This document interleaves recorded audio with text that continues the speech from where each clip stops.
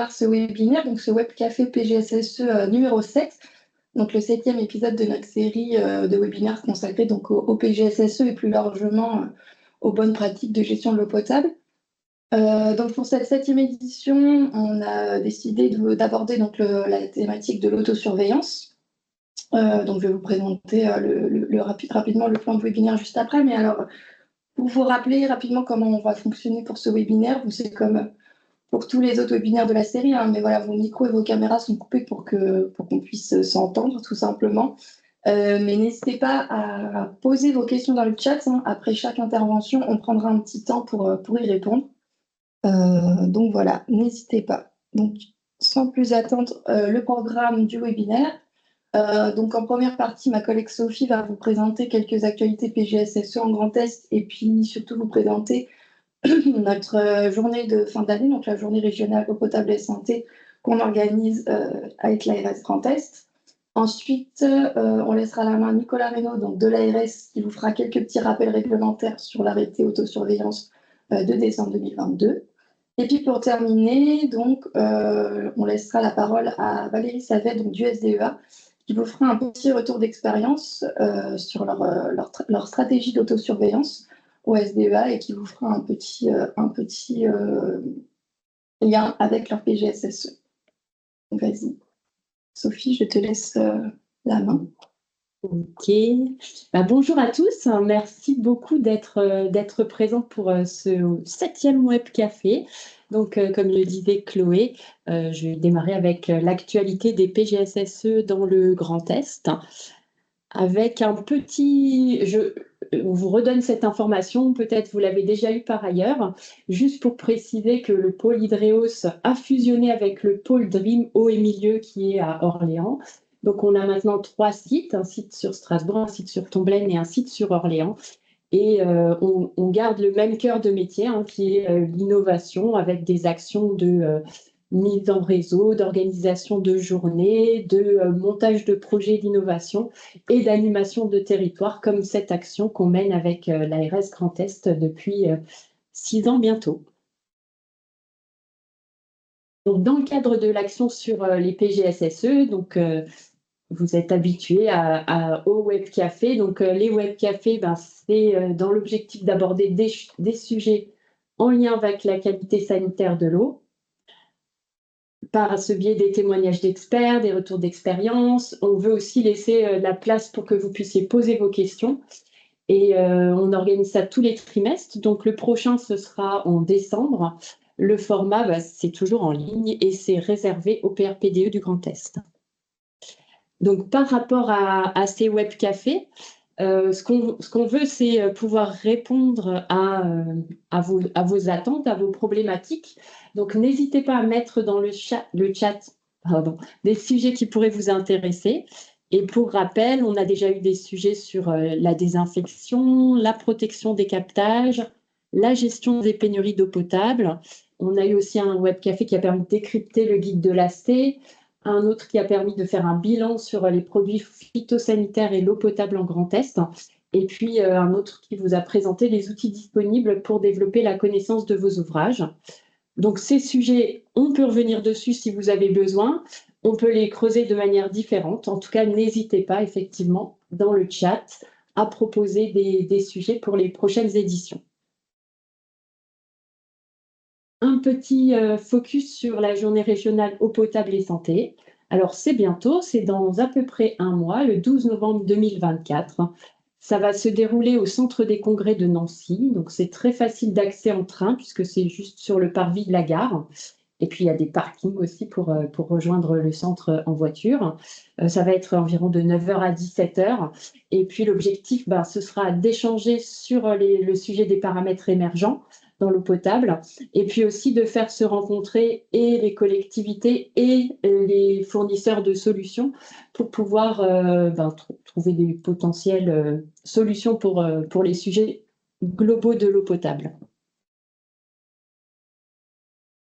Donc, le programme, donc on a une introduction qui se fera par le professeur Yves Lévy, donc sur un sujet sur l'exposome. Alors, il va nous parler de tout l'ensemble des expositions environnementales qui peuvent entraîner des impacts sur la santé, qui peuvent impacter les différents organismes. Donc pour introduire la journée avec un sujet assez large. On aura ensuite un focus sur les PGSSE avec un peu de réglementation et puis le retour d'expérience des 14 collectivités pionnières. D'ailleurs, s'il y en a qui sont présentes, vous allez recevoir bientôt un questionnaire par rapport à ce retour d'expérience. On a aussi ensuite des infos sur la situation réglementaire des principaux paramètres émergents, sur l'articulation entre recherche des polluants et les campagnes exploratoires que fait l'ANSES. Et puis, on aura des très rapides présentations des solutions innovantes que vous pouvez retrouver ensuite sur des stands pendant les pauses. L'après-midi, vous allez avoir le choix entre 2 ateliers. Un atelier plutôt sur les paramètres chimiques et un atelier sur tout ce qui est risques microbiologiques et sous-produits de désinfection. Donc, au cours de ces ateliers, vous aurez des introductions de l'ARS sur le sujet et ensuite des retours d'expérience de collectivité. Donc, on a par exemple Saint-Louis qui va nous parler de ce qu'ils ont mis en œuvre par rapport au PFAS. Et on a Colmar qui va nous parler de leur projet sur la suppression de la chloration dans leur réseau, par exemple. Sur ces ateliers, on est encore en recherche de retour d'expérience. Donc là aussi, n'hésitez pas dans le chat ou bien suite au webinaire par mail à nous proposer des retours d'expérience sur des actions de traitement, des paramètres chimiques, par exemple. Et enfin, toujours le petit focus communauté. Donc, la communauté, c'est 175 membres maintenant. Donc, toujours, vous pouvez vous retrouver sur une plateforme. Vous allez y retrouver des ressources documentaires, des retours d'expérience et des conseils. L'accès est gratuit pour les PRPDE. Alors, je l'ai pas dit, mais pour la journée technique, si vous voulez vous inscrire, c'est également gratuit pour les PRPDE. Tout est pris en charge par l'organisation. Et vous allez recevoir ensuite la présentation. Vous pourrez cliquer pour vous inscrire en ligne sur la communauté si vous le souhaitez. Vous pouvez également le faire par retour de mail. Et ma collègue va partager le lien pour vous inscrire à la journée du 12 novembre si ce n'est pas encore le cas. Voilà pour le petit rappel et des actions actuelles. Merci beaucoup Sophie pour ces petits rappels. Que j'en profite également pour vous rappeler que vous pouvez poser vos questions dans le chat pendant les présentations des intervenants et qu'on prendra un petit temps à la fin à la fin des présentations pour y répondre. Donc là, pour le moment, je ne vois pas de questions dans le chat par rapport à l'intervention de Sophie. Mais effectivement, je vous ai mis dans le chat le lien d'inscription pour vous inscrire à la journée. N'hésitez pas, il y a déjà une centaine de personnes qui sont inscrites et on a un nombre de places limité. Donc voilà, si vous voulez participer à cette journée, je vous invite à vous inscrire prochainement. Et si vous n'avez pas plus de questions, je pense qu'on va pouvoir passer à la suite. Nicolas, si tu es là. Je suis là, bonjour. Super, je te laisse. On m'entend? Oui. Oui. Je te laisse prendre le contrôle. Ah oui, il faut que je prenne le contrôle. Contrôle.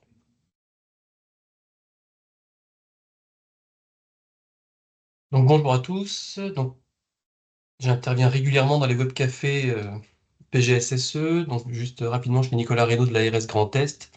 Donc au siège, au pôle qualité sanitaire des eaux. Donc là ce matin, je vais vous faire un bref rappel réglementaire de ce qui est attendu vis-à-vis de l'autosurveillance et notamment en lien avec les derniers textes publiés il y a presque 2 ans. Hop. Alors tout d'abord, pour commencer, pourquoi il faut faire de l'autosurveillance? En fait, le constat, c'est que vous produisez de l'eau de façon quasi continue. L'eau, elle est consommable au robinet 24 heures sur 24 et elle peut subir, cette eau, différentes agressions et peut être modifiée dans sa qualité de façon rapide et parfois non prévisible. Donc on peut avoir des variations liées à des conditions climatiques, sécheresse, orage, ou des variations liées à des activités sur les périmètres de protection ou l'aire d'alimentation de captage, avec des épandages, des travaux. On peut avoir aussi des défaillances au niveau du traitement, tout simplement une panne. Aussi, des fois, des choses qu'on voit moins bien, une dérive de capteur, parce qu'on a l'impression que tout va bien, mais en fait, c'est le capteur qui ne renvoie pas la bonne information.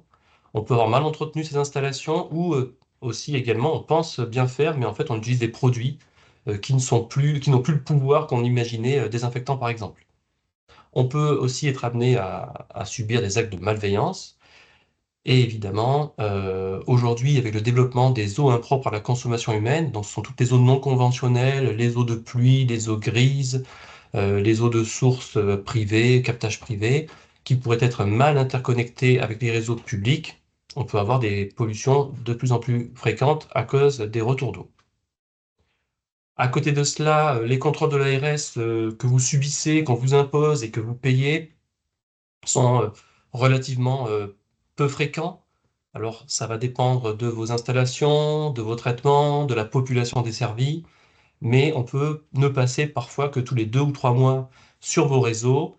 Et dans ces conditions, si on détecte une non-conformité, eh bien, cette non-conformité peut être là depuis la veille comme depuis 3 mois.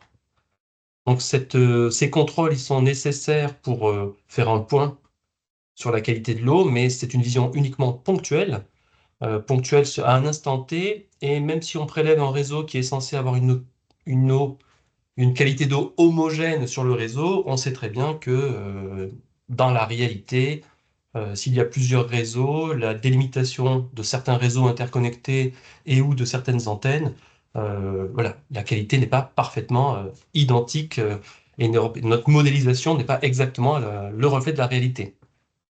Et en fait, à cause de avec ces prélèvements ponctuels, on n'a pas une visibilité fine d'une évolution temporelle ou géographique d'une éventuelle contamination. Donc, c'est pas avec le contrôle sanitaire qu'on peut piloter au jour le jour ces installations. Voilà, c'est pas avec une analyse tous les 3 mois qu'on peut dire si on a de l'eau de bonne qualité au robinet tous les jours.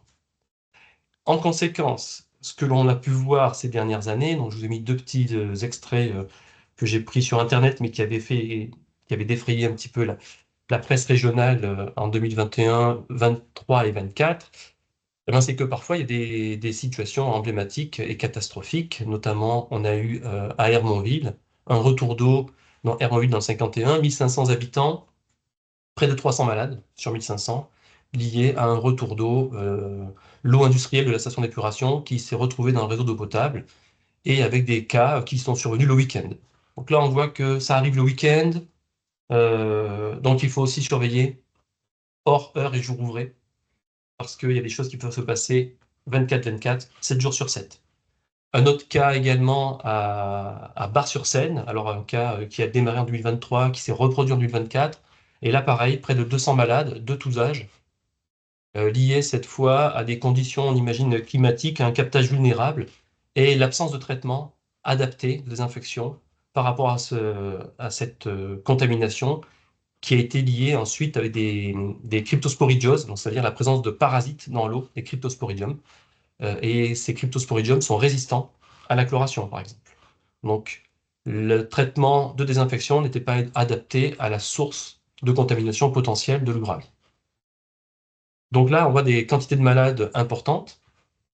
Voilà, donc c'est vrai, Hermonville, contamination, plainte de clients. Donc voilà, donc les remontées se font du terrain, quand c'est très grave, hein, voilà, on a des cas, on a des signalements à la veille sanitaire, ce sont parfois des personnes qui vont consulter un médecin, le médecin le signale à l'ARS et on a un cluster. Aujourd'hui, tout le monde sait ce que c'est qu'un cluster. Donc on en a des clusters, on s'interroge, on s'inquiète et l'ARS enquête. Voilà, toutes les gastros ne sont pas toujours liées à l'eau, hein, mais ça peut arriver. Donc, au-delà des gastro et des épidémies d'ampleur, on a simplement des non-conformités, des désagréments, des restrictions de consommation que l'ARS prononce régulièrement dans certains secteurs. Et puis, vous pouvez tout simplement avoir au quotidien ou très souvent des plaintes de consommateurs sur le goût, trop de chlore, une odeur de piscine, une couleur trouble. Voilà, des plaintes, des désagréments pour les consommateurs. Et le but, c'est d'anticiper toutes ces situations. Et donc, pour ça, la surveillance, c'est les 4 petits mots que j'ai mis en haut, voilà, je résume la surveillance comme ça, c'est connaître ces installations pour détecter, anticiper et réagir si on n'a pas pu anticiper, mais en tout cas, ça va servir à tout ça sans attendre le contrôle de l'ARS. Alors, comment on peut faire sa surveillance? Donc, on a déjà l'intérêt de la surveillance et le lien avec le PGSSE, c'est de connaître ses installations.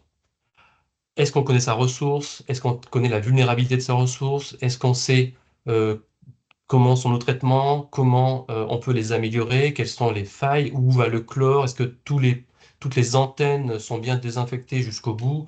Voilà, il faut connaître ces installations et détecter les points de fragilité pour adapter évidemment le plan de surveillance avec suivre les bons paramètres, faire des prélèvements aux bons endroits et à des fréquences adaptées. Par exemple, on a pu, nous, à l'ARS, voir que certains traitements poussés de phytosanitaires ne suivaient pas les paramètres qui étaient non conformes. On a une station de traitement de phytosanitaires, on suit l'atrazine, parce que c'est un paramètre, on va dire, historique, mais pourtant, de nouvelles molécules ont été détectées non conformes ou présentes dans la ressource, mais ça, on n'a pas prévu en autosurveillance de les surveiller.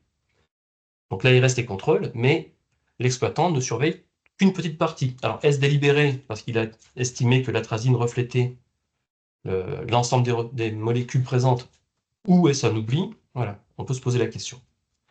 Pour faire cette surveillance, bien entendu, il faut avoir des compétences. Ces compétences, elles ne s'acquièrent pas comme ça.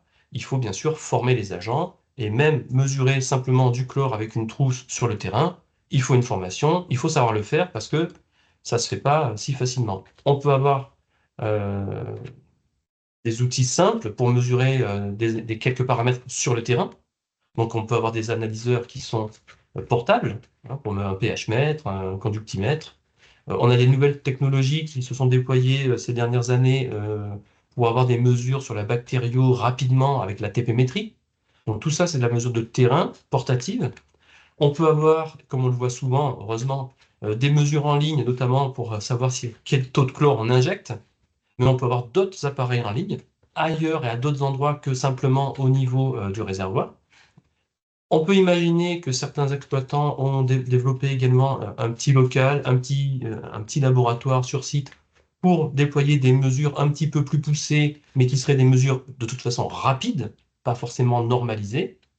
Et ensuite, on peut compléter tout ce plan de surveillance qui est du terrain avec un petit local.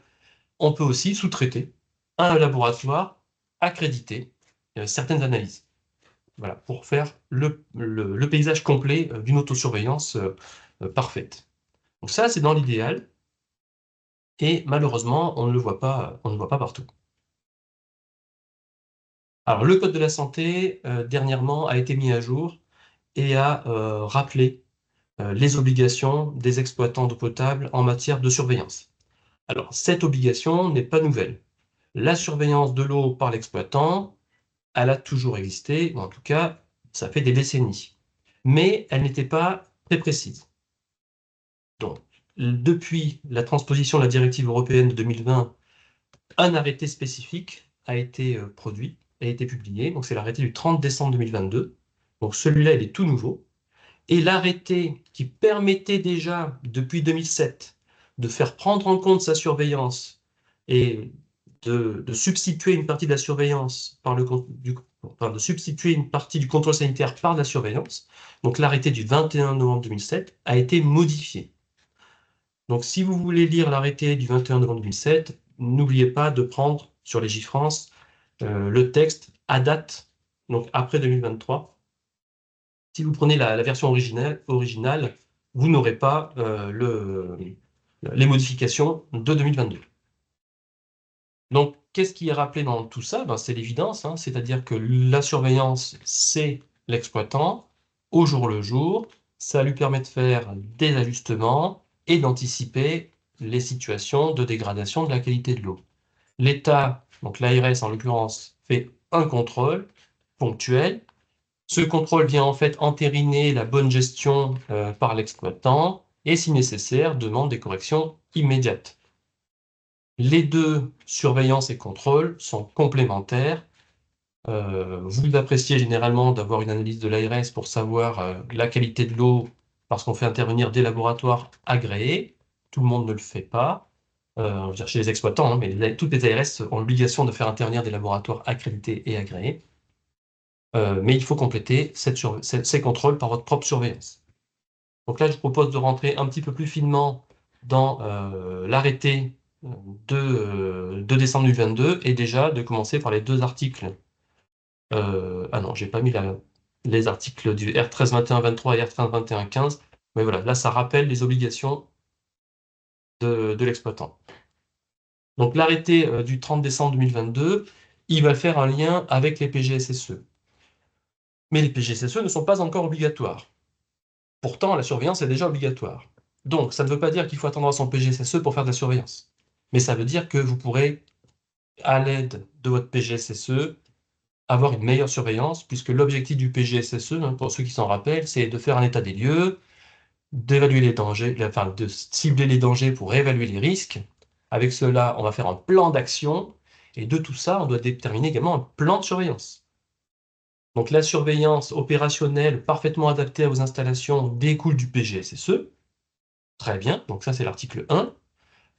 Mais la surveillance est déjà obligatoire, et l'était déjà. Donc n'attendez pas d'avoir finalisé votre PGSSE pour mettre en place un plan de surveillance. Mais il sera meilleur dans les prochaines années. Donc ce plan de surveillance, vous devez aussi bien regarder la qualité de l'eau, le fonctionnement des installations, l'efficacité des traitements, et si possible, pour certains exploitants qui ont des réseaux de taille plus importante, vous pouvez aussi suivre des paramètres dits émergents qui sont aussi suivis dans le cadre du contrôle, qui seront suivis dans le cadre du contrôle sanitaire, et ce sont les paramètres dits de vigilance.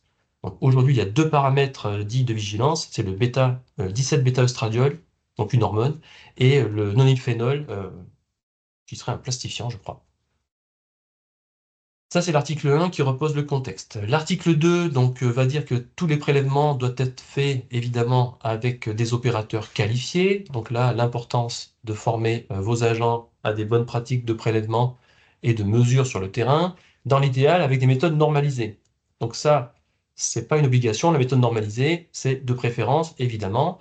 Et si vous souhaitez que votre surveillance soit prise en compte par l'ARS au même titre que du contrôle sanitaire, donc là, il faudra prendre une externalisation via un laboratoire accrédité, du moins, si vous ne l'êtes pas vous-même, c'est assez rare, d'être accrédité sur les analyses de l'eau. Donc là, c'est en vertu de l'arrêté du 21 novembre 2007. Et bien entendu, l'article 3 rappelle qu'il est aussi possible de surveiller la qualité de l'eau avec des appareils installés en continu sur vos installations, et notamment, si vous désinfectez, c'est bien de pouvoir suivre le désinfectant ou ses effets sur vos réseaux. Alors, la suite de l'arrêté s'arrête à l'article 7, ne vous inquiétez pas. Donc, l'arrêté donne des orientations pour cette surveillance. Alors, elles sont assez vagues, mais en même temps, sont en lien avec le PGSSE, c'est-à-dire qu'il faudra mettre en surveillance tous les paramètres qui ont été mis en évidence dans l'analyse de danger. Bon, voilà, hein, donc c'est vous qui déterminez les dangers, donc c'est vous qui déterminez votre surveillance. On peut faire de la surveillance exploratoire, donc c'est ce que je vous disais avec la liste de vigilance, mais également, en lien avec ces deux tirets, je donne l'exemple souvent des abricotiers. Donc en grand test, vous n'êtes pas sans savoir que, parce que ça fait l'objet d'un webinaire, que nous développons et nous précisons notre liste de molécules à peu près tous les 4 ans, molécules phytosanitaires que nous recherchons. Cette liste, elle est établie via un groupe d'experts, donc les agences de l'eau, l'ADREAL, la DRAF, l'ANSES, avec le LHN de Nancy, et évidemment l'ARS. Et nous établissons une liste de environ 200-230 molécules adaptées au contexte régional. Parce qu'il y a des ventes de ces molécules sur le territoire, elles sont utilisées et elles ont un potentiel à se retrouver dans l'eau. Et on a aussi, c'est aussi la nécessité, la possibilité de les rechercher avec des techniques analytiques existantes et performantes.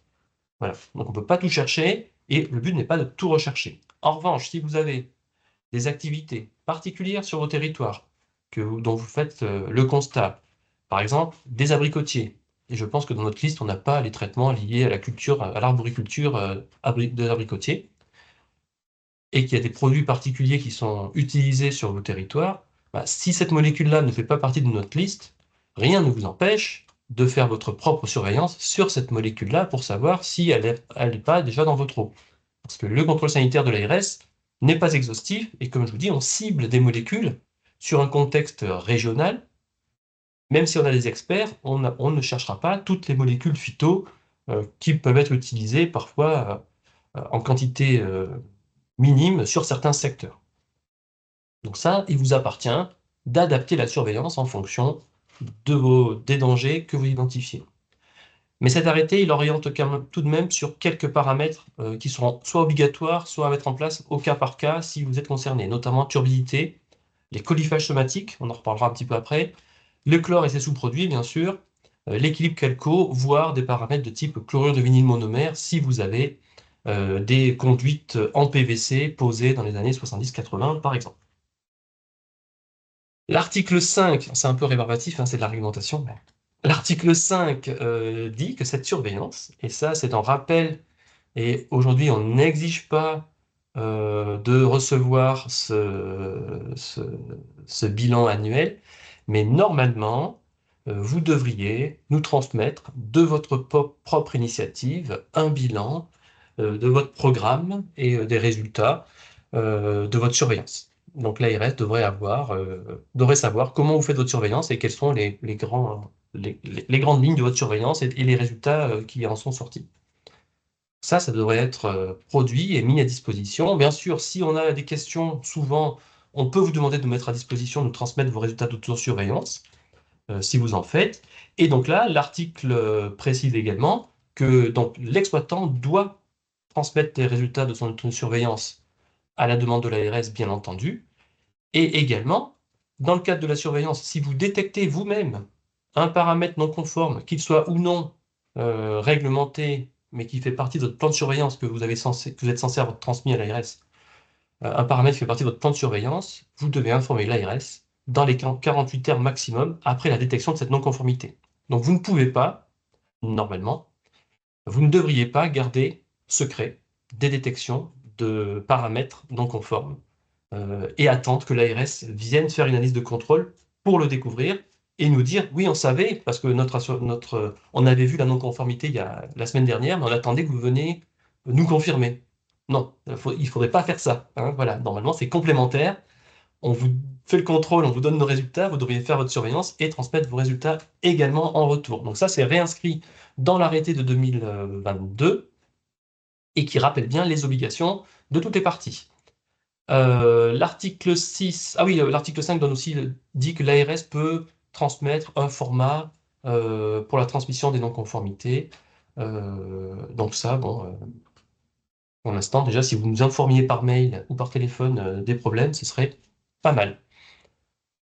L'article 6, c'est la compétence des laboratoires pour la prise en compte. Donc ça renvoie vers l'arrêté de 2007 modifié. J'en parlerai pas aujourd'hui, mais c'est pour ceux qui souhaiteraient vraiment se lancer en lien avec leur PGSSE pour la prise en compte de leur autosurveillance.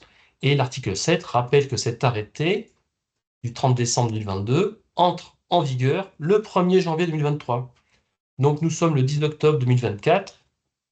Je ne suis pas sûr que les collègues des DTARS aient reçu pour 2024 ou pour 2023 un bilan et les plans de surveillance de tous les exploitants ici présents. Donc, on ne fait pas effectivement de rappel et la chasse à ces éléments, mais en lien avec le déploiement des PGSSE, on va être sans doute un petit peu plus exigeant dans les années qui viennent. Ensuite, on passe sur les annexes, et là, je vais passer assez rapidement, mais je vais vous les présenter tout de même. Donc, les annexes vont vous donner des éléments sur les paramètres qui sont cités dans l'article 4. Donc, le premier, c'est la turbidité. Donc, la turbidité, en fait, devient un paramètre qui est presque, on va dire, obligatoire.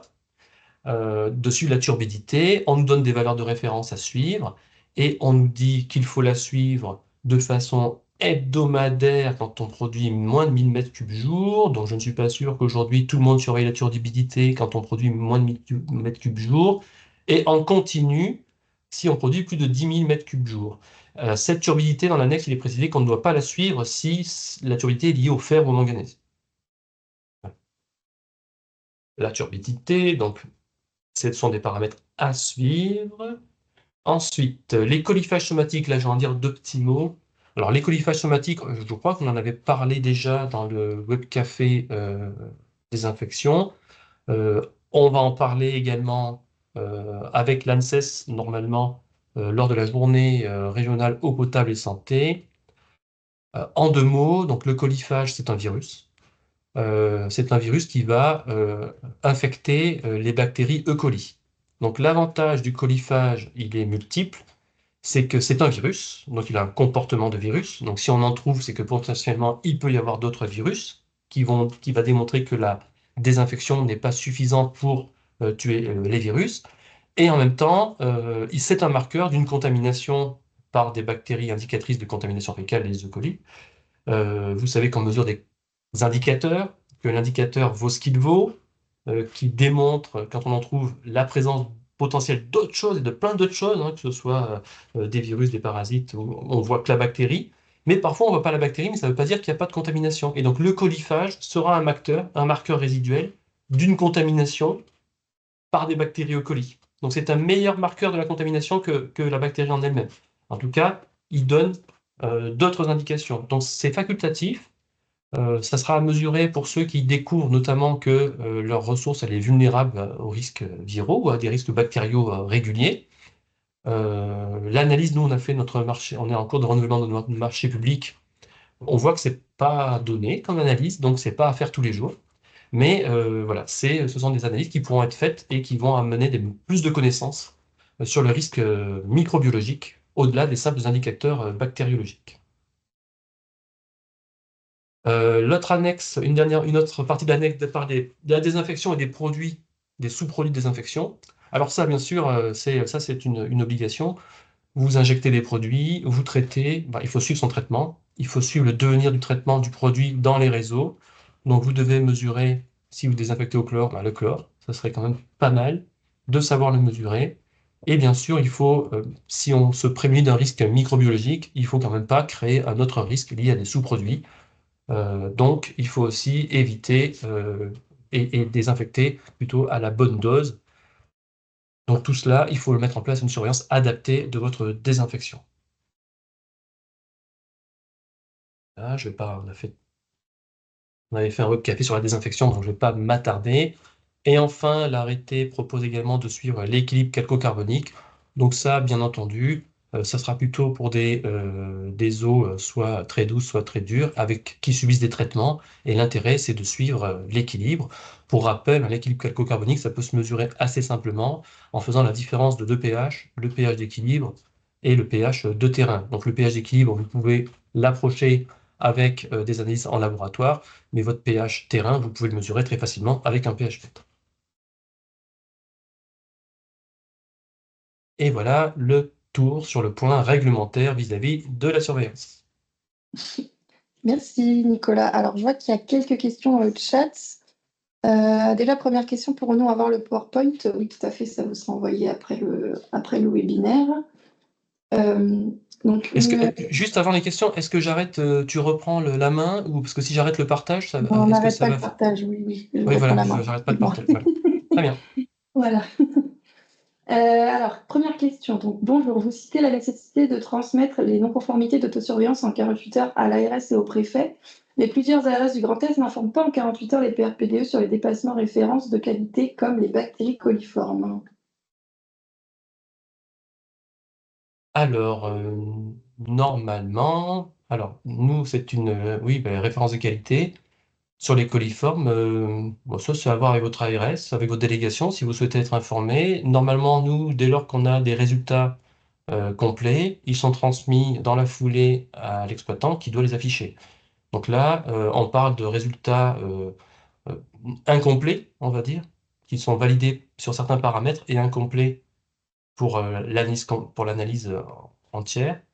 Donc, sur les limites de qualité, on va vous informer en alerte tout de suite. Sur des références, ça peut dépendre de certaines délégations, mais généralement, on vous informe de tout dépassement de limite et de référence. Alors, peut-être pas en urgence. Voilà. Mais pour vous, dans votre surveillance, effectivement, si vous détectez des paramètres qui peuvent avoir un impact sur la santé, il faut les faire remonter à l'ARS rapidement également. Voilà. Bon, peut-être pas sur les coliformes, sauf si vous avez des variations, on va dire, importantes, inhabituelles. Mais voilà, si vous avez 2 coliformes, vous n'êtes pas obligé de faire remonter à l'ARS. Par contre, si ce sont des E. coli, si c'est 2 E. coli, oui, c'est mieux de le dire. D'accord. Question suivante. Bonjour. Existe-t-il une aide de l'Agence de l'eau pour la mise en place de l'autosurveillance? Alors là, il faudra questionner l'agence de l'eau, mais l'agence de l'eau, elle est toujours intéressée pour aider des bonnes pratiques. Donc l'autosurveillance, la limite, c'est que c'est une obligation réglementaire et l'agence de l'eau, voilà, dès que c'est réglementaire, elle est toujours un petit peu réticente à aider le réglementaire. Donc là, je ne sais pas. Ensuite, il y a aussi des planchers d'aide. Et donc, si vous installez juste un chloromètre en ligne, s'il n'y en a pas pour 10 000 €, je crois qu'ils n'instruisent plus les dossiers à moins de 10 000 €. Donc, il faut voilà, il faut s'équiper, on va dire, de façon conséquente pour pouvoir avoir accès au plancher des demandes d'aide. Donc, rapprochez-vous de vos chargés d'affaires agence de l'eau pour savoir ce qu'ils peuvent faire pour vous. D'accord. Question suivante. Quel est l'intérêt de suivre le paramètre turbidité si la PRPDE n'y est jamais confrontée?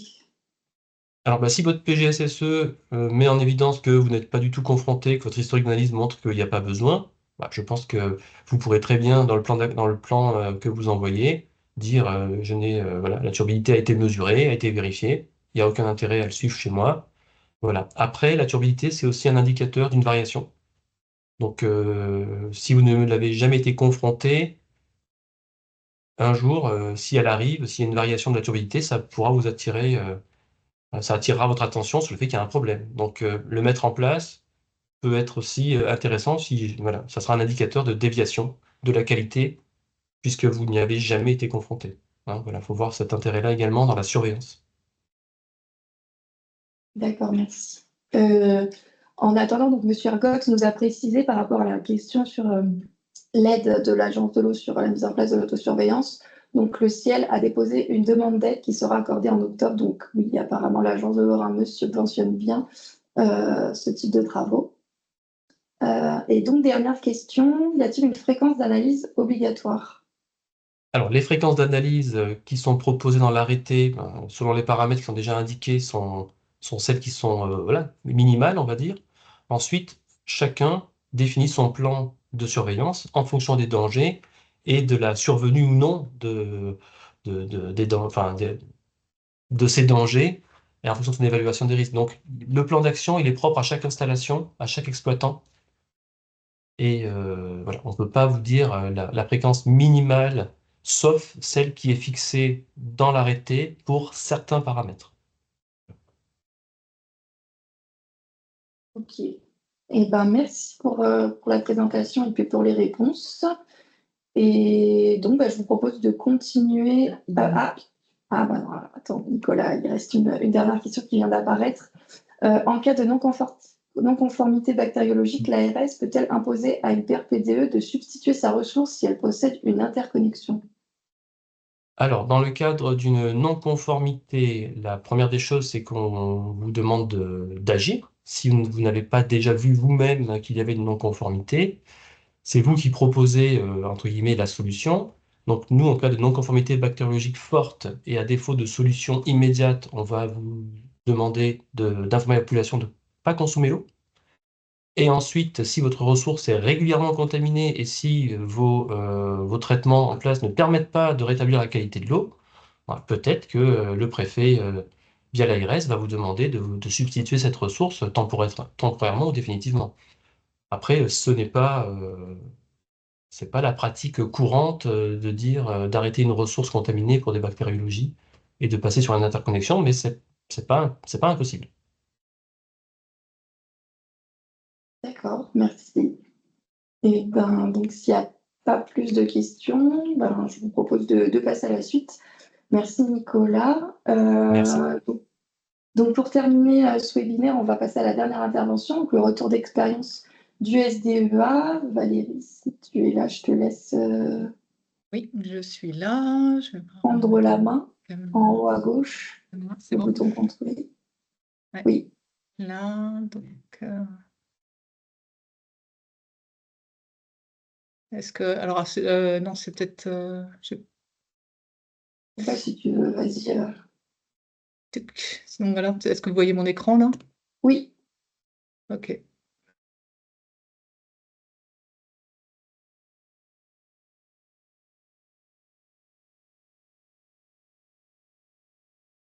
Ah, voilà. Ça marche. bon. Donc, voilà.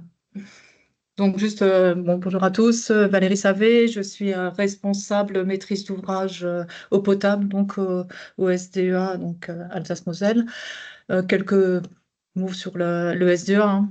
Peut-être certains d'entre vous nous connaissent. Donc, basé à Schiltigheim, donc syndicat mixte, avec des 4 compétences aujourd'hui, eau potable, hein, qui est historique, 1939, l'assainissement depuis 1958, grand cycle de l'eau en 2015, et puis plus récemment, la gestion des eaux pluviales urbaines. Voilà, on intervient sur près de 740 communes et 1 million d'habitants, hein. Bon, pour l'eau potable, c'est 420 communes, donc aussi bien sur la partie production jusqu'à la distribution d'eau. Sur le secteur principalement barinois, sur le Haut-Rhin et sur l'Est mosellan. En tout, c'est environ 1200 ouvrages que nous exploitons, donc 4000 km de réseau et sur donc ces 400 communes environ. Ça représente aussi en unités de distribution 190 unités de distribution qui vont être de tailles très diverses, je vais y venir un petit peu. Et puis aussi organisées en 87 périmètres eau potable. Ça veut dire un périmètre, finalement, c'est une entité où il y a une gestion financière et politique, on va dire, indépendante. Donc, ça a aussi son importance, on va dire, dans la gestion des systèmes et des prises de décision par rapport à des travaux, par exemple. Donc après, si on regarde un petit peu plus en focus au niveau des ouvrages et toute cette chaîne de la ressource jusqu'à la distribution, on a environ 150 puits, dont certains sont arrêtés pour des problèmes de qualité d'eau, hein, que ce soit des problèmes de nitrate ou bien des problèmes de pollution industrielle aussi, hein. On peut avoir du tétrachloroéthylène, par exemple. Et voilà, après en source, c'est de l'ordre de 350 captages de source. En production, ça va être des stations de traitement, de correction chimique, hein, que ça va être traitement de l'arsenic dans les Vosges du Nord, par exemple, ou bien des métaux fer manganèse, ou bien aussi de la mise à l'équilibre calcocarbonique. Après, pour la partie désinfection, c'est environ 150 unités de désinfection. On aura aussi bien du chlore que de l'UV. Stockage, certain nombre de réservoirs, 250, et puis après, donc c'est les réseaux, des périmètres du coup qui présentent forcément des problématiques différentes en raison soit de leur taille ou bien de leur localisation géographique. Donc, par exemple, nous, on a vraiment 2 entités très différentes d'approvisionnement en eau. On a d'abord tout ce qui va être la nappe d'Alsace, hein, en plaine d'Alsace. Donc, on a des forages, bien évidemment, dans cette plaine d'Alsace, avec des questions, effectivement, de présence de pollution diffuse, par exemple. Et puis après, on a aussi énormément de captage dans le massif vosgien. Et là, c'est plus des sources, donc c'est tous les petits points jaunes que vous pouvez voir, par exemple, donc avec aussi forcément une problématique liée à ce captage, on va dire, d'eau voilà, en surface. Donc, en termes de qualité de l'eau distribuée, on a un taux de conformité de l'ordre de 99%. Donc ça, c'est tout notre défi d'assurer cette qualité bactériologique pour des ressources qui sont sensibles, telles que, comme je vous disais, les sources. Après aussi, nous, la politique est de ne pas avoir recours systématiquement à une chloration préventive, hein. Donc forcément, là aussi, on a toute une stratégie, hein, de définir est-ce qu'on peut se passer de chlore ou pas de chlore, hein, selon le cas. Ou, voilà, même encore aussi, nous, des forages où on n'a aucune désinfection, hein, donc notamment en plaine, hein, où on peut encore prélever l'eau. La ressource est de qualité vraiment suffisante, enfin très bonne qualité, qui fait que on peut la distribuer sans aucun traitement, que ce soit correction chimique ou désinfection. Pour la qualité physico-chimique, alors nous, on a donc 90% de taux de conformité physico-chimique. C'est un petit peu, on va dire, un petit peu nouveau chez nous. Avant 2021, on avait quelques non-conformités qui étaient liées à la présence naturelle d'arsenic sur des collectivités qui nous avaient rejoints récemment. Et donc, il a fallu mettre en place de l'interconnexion pour pouvoir régler ce problème. Donc là, depuis 2021, c'est réglé. Et puis en 2021 sont arrivées effectivement les mesures sur les métabolites de pesticides et qui a apporté un certain nombre de non-conformités sur des forages plus en plaine. Donc ça, je pense qu'il y a déjà eu des exposés donc, à ce sujet. Après, en termes de contrôle, ben là, pareil, je vais passer très rapidement puisque ça a déjà été évoqué. Il y a donc le contrôle, bien sûr, ARS, et puis nous, donc, on a en place de l'autosurveillance, que ce soit effectivement l'examen des installations, bien évidemment, mais aussi de la surveillance analytique. Donc, ce qu'on appelle, nous, l'autocontrôle. Et donc là, on peut distinguer trois axes, le contrôle au niveau bactériologie, microbiologie, en termes de physico-chimie, et puis aussi un petit focus que je vais faire aussi sur les micropolluants, les paramètres émergents. Hop, voilà. Pardon. Alors, hop. Au niveau microbiologie, donc nous, c'est une autosurveillance qui est mise en place depuis de longue date, parce que en fait, le laboratoire, enfin le SDA a son propre laboratoire. Je ne sais pas quand il a été créé, mais c'est voilà, dans les années 80. Donc avec des analyses. Alors ce laboratoire eau potable, il est spécialisé sur la microbiologie pour faire donc les analyses E. coli, entérocoque, coliforme, flore, enfin voilà les principaux paramètres classiques de base, on va dire. C'est un laboratoire qui est aujourd'hui l'accréditation COFRAC. Donc on fait la méthode normalisée. Donc là, donc on assure le prélèvement jusqu'à l'analyse.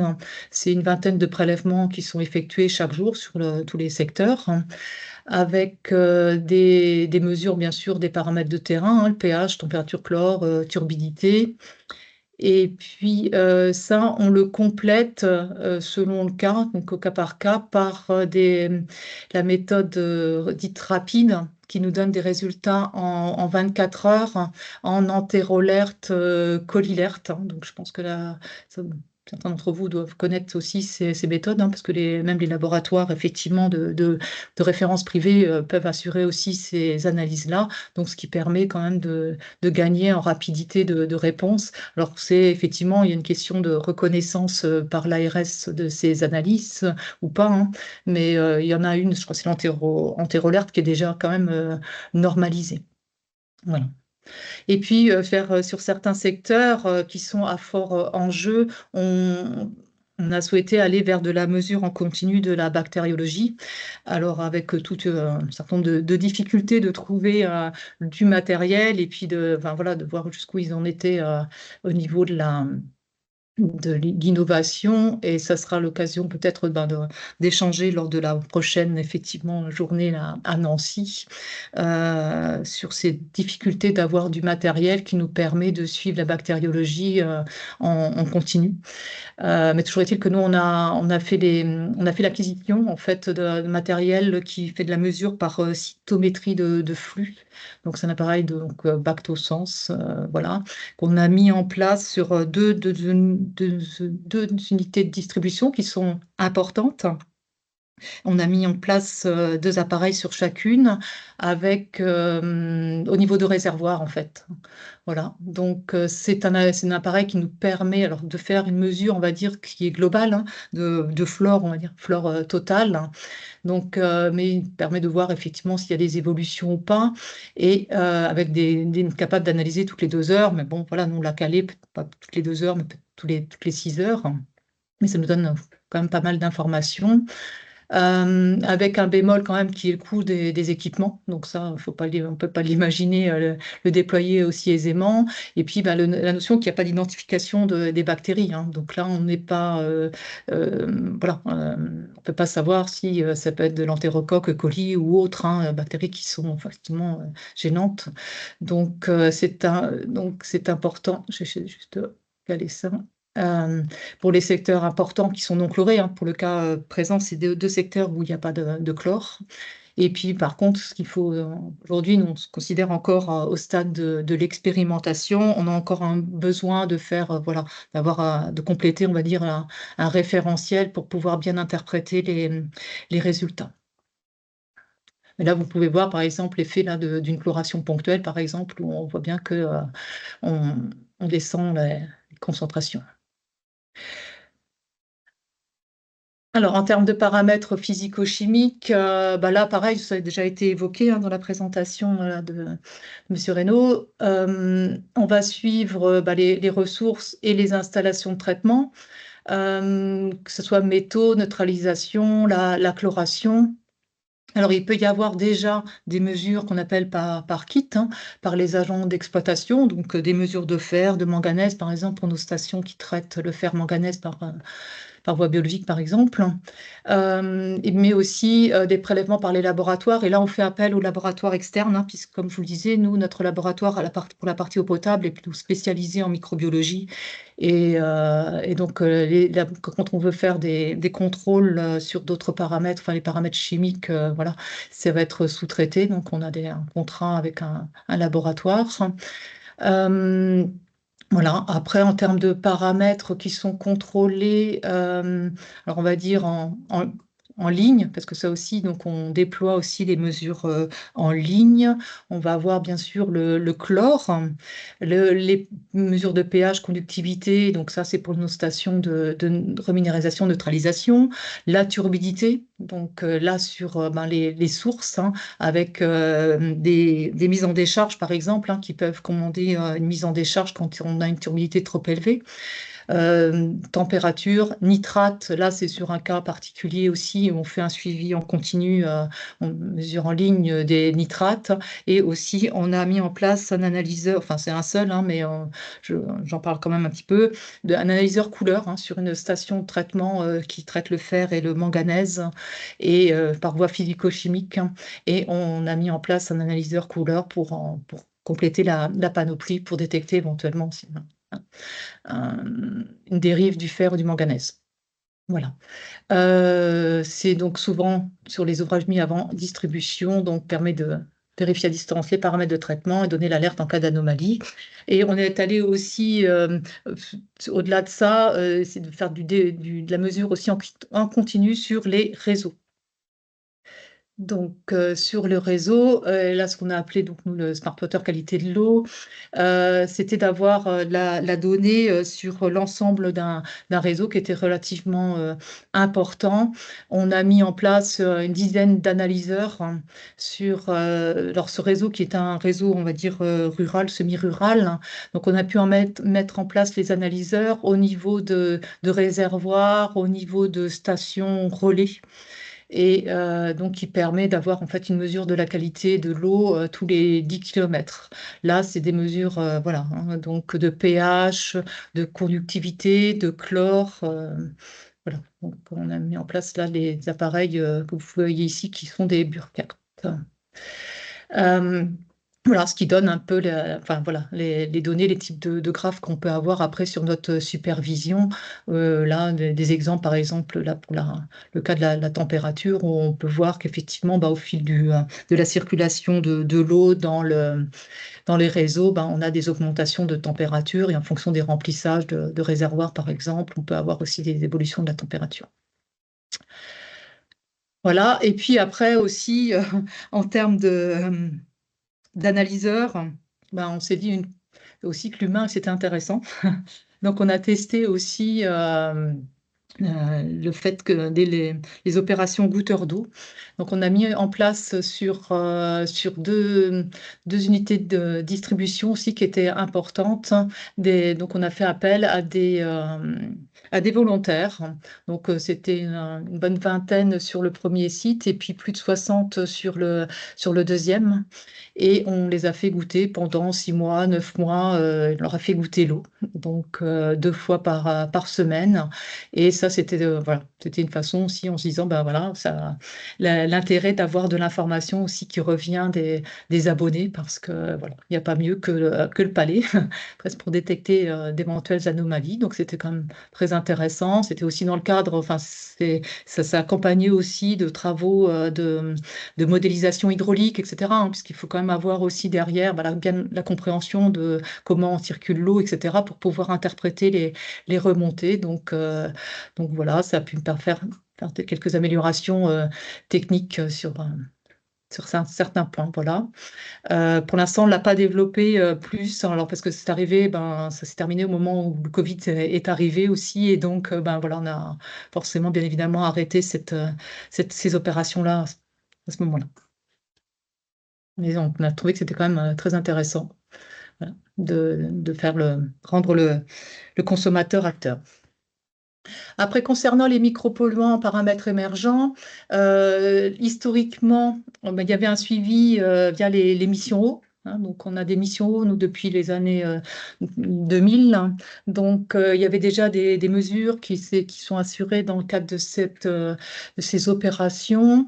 Et après, avec les évolutions réglementaires, les évolutions aussi des capacités analytiques des laboratoires, on a fait forcément, on a renforcé cette partie mesure des molécules métabolites principalement. Donc, on a fait aussi tout un suivi avec des mesures interlaboratoires, hein, donc en faisant prélever vraiment 2 labos le même jour, etc., pour voir un petit peu voilà, la fiabilité aussi des résultats, parce qu'on voyait qu'il y avait certains écarts. Donc là, je pense que ça a permis aussi de faire progresser les laboratoires sur ces points-là. Et puis aussi, c'est l'intérêt aussi de voir après si c'est une question de saisonnalité ou pas, enfin, par exemple. Des campagnes ciblées aussi sur des paramètres émergents, donc sur les PFAS, qu'on pourrait appeler les nouveaux métabolites, hein, quand il y avait le chlorothalonil, enfin ces métabolites qui n'étaient pas encore intégrés dans le contrôle sanitaire, par exemple. On a essayé aussi, nous, de voir un petit peu avant ça où on se positionnait. Voilà. Et puis aussi des campagnes, on va dire, plus analyse exploratoire, hein, ce qu'on a appelé les screenings aussi, pour voir un petit peu finalement, est-ce qu'on a d'autres molécules qu'on n'avait pas imaginé avoir. Hein. Donc ça, on a aussi pu faire 1 ou 2 campagnes de screening. Aujourd'hui, on travaille avec notamment Haut-de-Paris, hein, qui est un laboratoire de recherche. Donc il y a des choses intéressantes aussi à voir voilà, entre régies aussi. Donc, ça permet d'avoir quelques données, mais avec derrière aussi des difficultés parfois d'interprétation ou de définir, avoir des données quantitatives en fait, hein, sur éventuellement l'une ou l'autre molécule qui sont détectées. Voilà. Et après, des questionnements, bien sûr, dans le cadre de groupes de travail aussi, sur de nouvelles approches plus globales, en fait, pour se dire, est-ce que c'est pas genre les bioessais, voilà, par exemple, quand on parlait des molécules effectivement émergentes, se dire, voilà, est-ce que ça peut être des pistes intéressantes, mais avec, voilà, une difficulté derrière de voir ce qu'on peut faire des résultats. Alors là, juste en dernier, voilà, ça vous fait, je vous présentais juste un panel un petit peu de ce que nous, on peut faire un peu en autosurveillance sur les différents aspects, microbiologie, physico-chimie, molécules émergentes.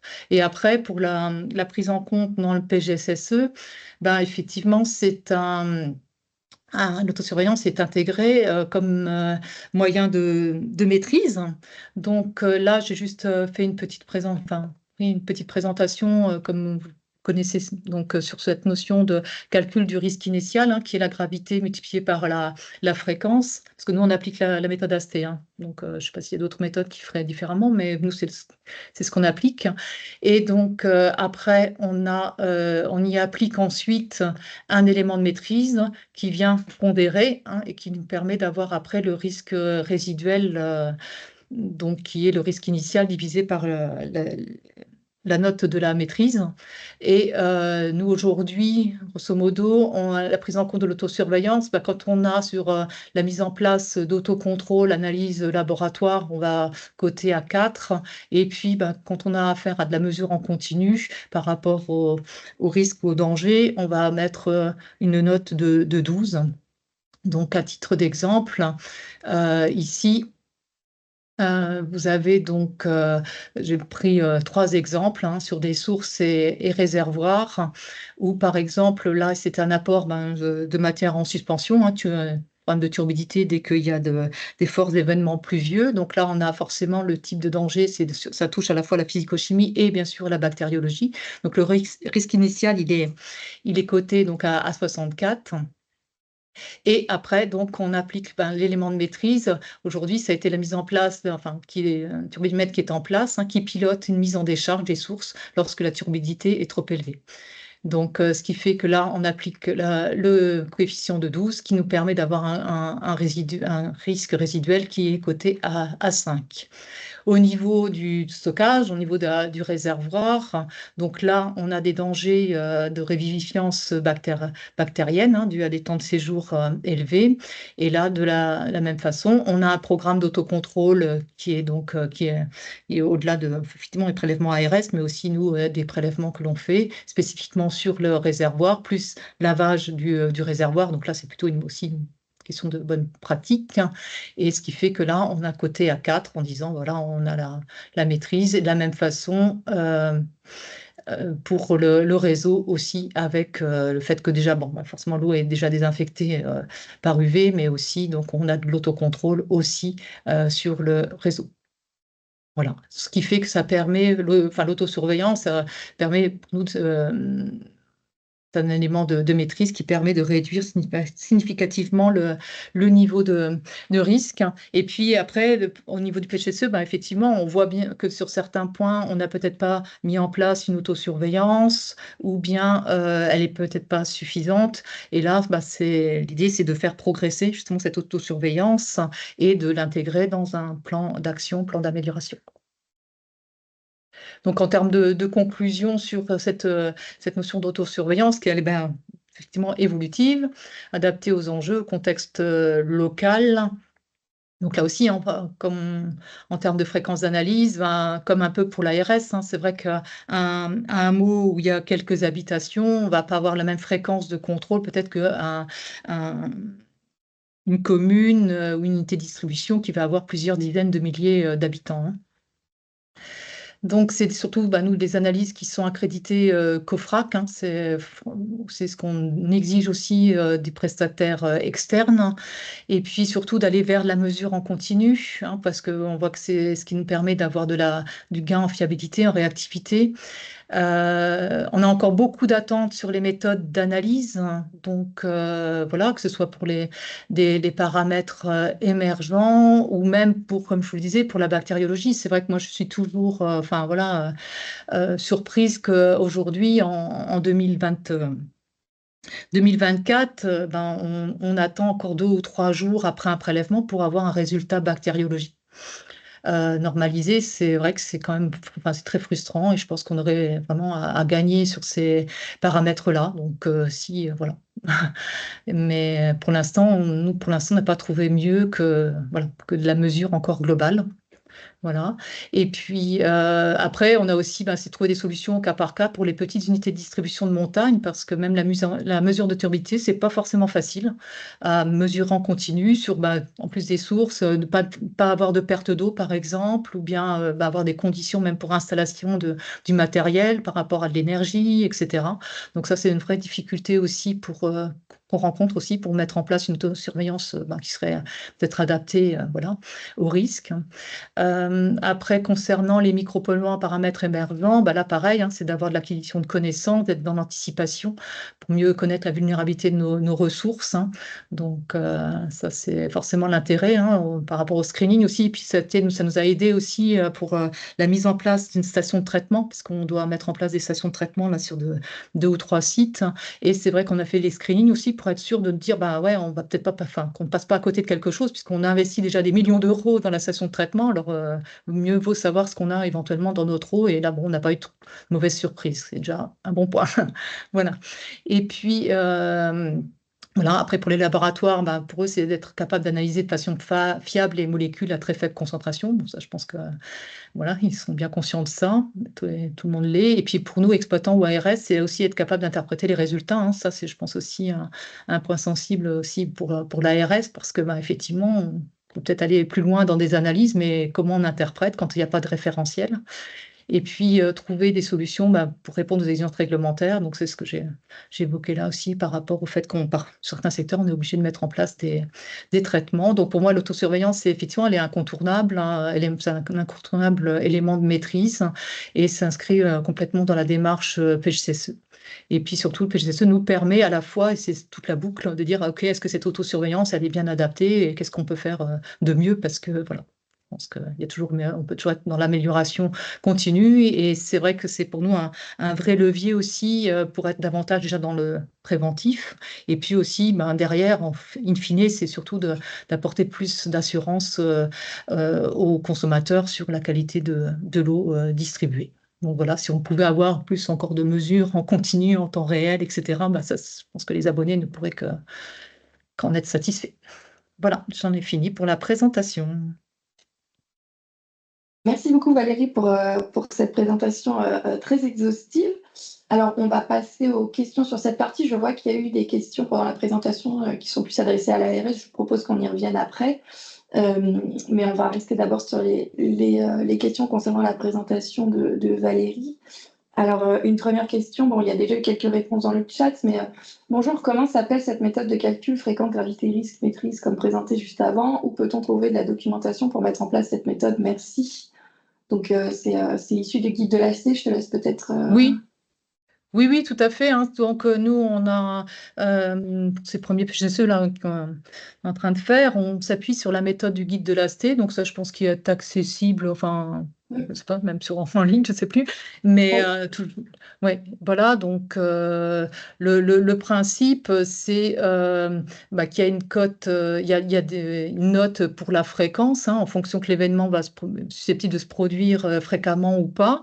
Donc, la note va être forcément plus élevée si la fréquence est plus, si le risque est plus fréquent. Et puis la gravité aussi. Donc la gravité, par exemple, nous, quand c'est de la bactériologie, que c'est sur un paramètre, on a un risque sur un paramètre de limite de qualité bactériologique, forcément, c'est pareil, ça va être la note la plus élevée. Et par contre, si ça ne peut toucher qu'un paramètre physico-chimique et que c'est qu'une référence de qualité, là, ça va être la note gravité qui va être moins élevée, par exemple.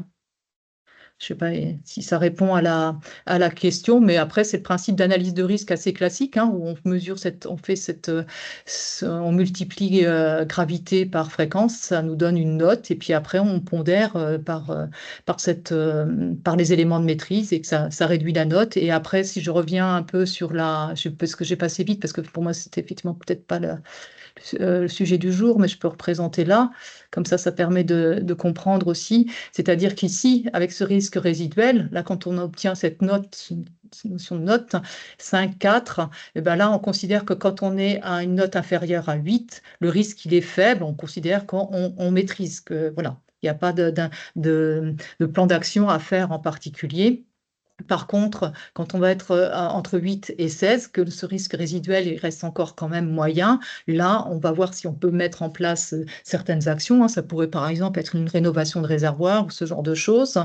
Voilà. Et puis après, là, le cas le plus délicat, c'est quand on a encore des risques forts. Ça veut dire que là, potentiellement, on ne maîtrise pas ce risque suffisamment et qu'il faut là une action qui soit effectivement peut-être immédiate ou de correction. Voilà.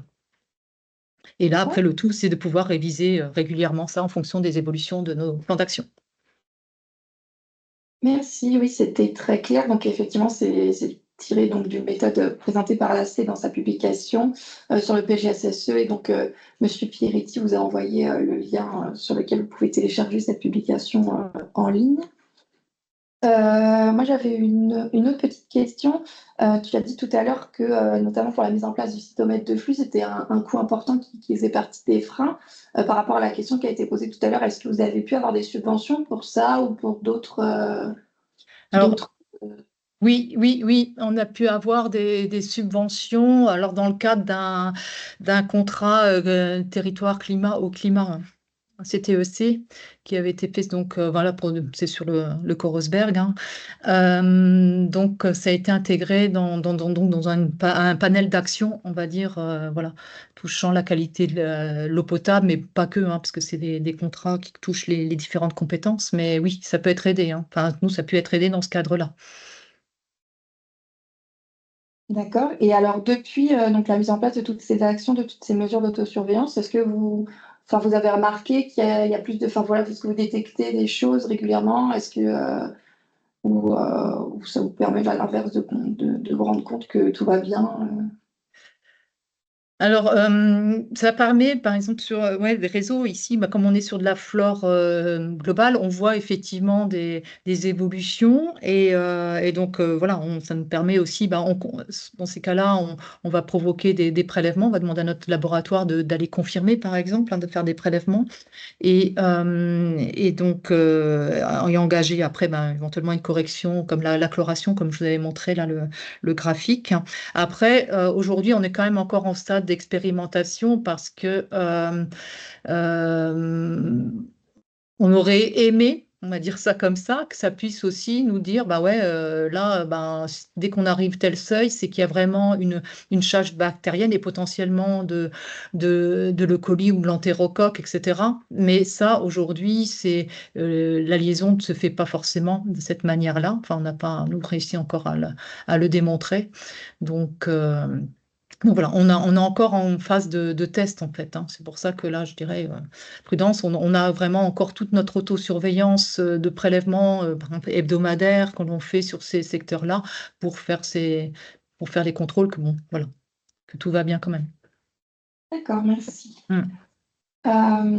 Donc un commentaire de Monsieur Gauthier qui nous dit un corollaire presque indispensable à l'autosurveillance, l'organisation du recueil et de l'analyse des plaintes de consommateurs qui sont entre autres des analyseurs en continu, comme tu le disais tout à l'heure, de la qualité de l'eau distribuée, même si ça ne mesure pas tout. Effectivement. Oui. Oui, c'est Euh, surtout par rapport voilà, à la chloration, aux sous-produits de chloration, par exemple. Voilà. Ces points-là qui sont importants de voir avec les goutteurs d'eau. Après, là, pareil, la limite qu'on a eue un peu sur ce projet-là, c'était justement, on était intéressé de pouvoir identifier notamment les molécules quand ils trouvaient ouais, que l'eau avait un drôle de goût, des choses comme ça, ou avait un goût plus prononcé. Et ça, c'est la difficulté, c'est on n'a pas trouvé vraiment de laboratoire qui analyse assez finement, en fait, tous ces produits liés qui génèrent du goût, hein, en fait, hein. Et ça, c'est, je pense, aussi encore un sujet sur lequel on aurait intérêt à progresser. Ouais, D'accord, merci beaucoup. Bah, je ne vois pas de nouvelles. Ah, bah si, juste à l'instant, une autre question. Que pensez-vous de l'ATPmétrie dans le cadre de l'autosurveillance? Alors, nous, pour l'instant, regarde, bon, voilà, je vais dire des moyens dont on dispose. Et là, on a donc privilégié l'expérimentation sur le Bactosense. Pour l'instant, nous, la TPmétrie, on n'a pas été encore sur cette voie-là. Donc après, enfin, voilà, pour l'instant, je pense qu'il y a d'autres collectivités qui ont déjà davantage pratiqué. Donc là, ils sont peut-être plus à même de répondre sur cette question-là. Et puis je vous invite donc à vous inscrire à la journée du 12 novembre où on abordera aussi le sujet de la télémétrie, voilà, si vous souhaitez en savoir plus. Je ne vois pas d'autres questions. Valérie, bah, merci beaucoup pour ton témoignage très complet. Juste avant de terminer, on peut peut-être rapidement revenir, Nicolas, si tu es toujours là par rapport aux questions tout à l'heure qui avaient été posées côté ARS. Donc, il y avait la question, Madame Pitel, quelle est la position de l'ARS en matière de désinfection au regard de la doctrine Vigipirate? Donc, Yannick de l'ARS avait fait une réponse. Madame Pitel, tous les 6 mois environ sont envoyés par les DTARS la posture Vigipirate au PRPDE. Généralement, il est demandé de se tenir prêt à répondre à une consigne de chloration de 0,3 mg par litre en sortie de réservoir. Ces dernières années, l'ordre de chloré à 0,3 n'a pas été diffusé, mais cela pourrait arriver en cas d'évolution défavorable. D'autres mesures de connaissance et de maîtrise des points de fragilité sont généralement rappelées souvent directement en lien avec le PGSSE. Je ne sais pas si tu veux compléter.